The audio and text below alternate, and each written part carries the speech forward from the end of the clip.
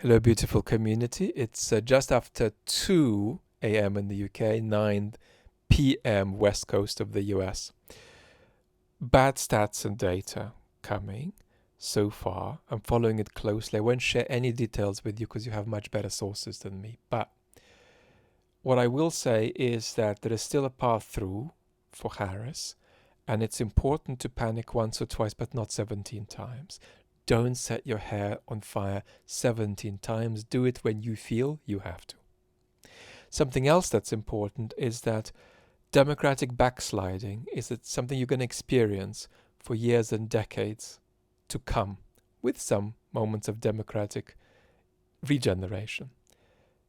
You don't want to be a vulnerable emotional yo-yo all the way through that, because this is a long arc. I'm going to talk about how to cope with that better in the medium term. Most people watching this, including people in the United States, are likely to keep their democracy 10 years from now, 20 years from now. Some Western democracies might not be here by the 2040s, but most, I think it's reasonable to feel, probably will be.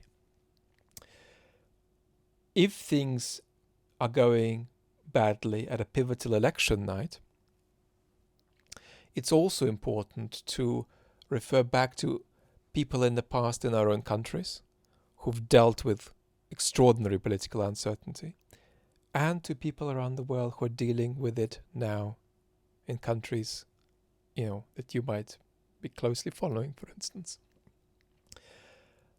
I am not at this moment dramatically moved, because for all of the implosive nature of the last couple of weeks of the Trump campaign, and I gave the Trump campaign an E to an F and the Harris campaign a C minus, and for all of the conventional factors that in some ways pointed to Harris, I have been to the consternation of a good 37.3% of the community talking about Trump's victory as a default.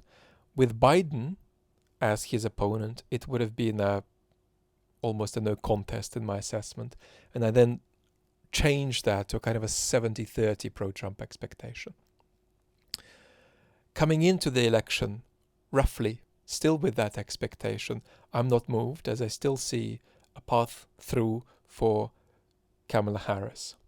So I'm going to be with you, health allowing, as much as possible over the coming hours and certainly over the coming days. Lots of love.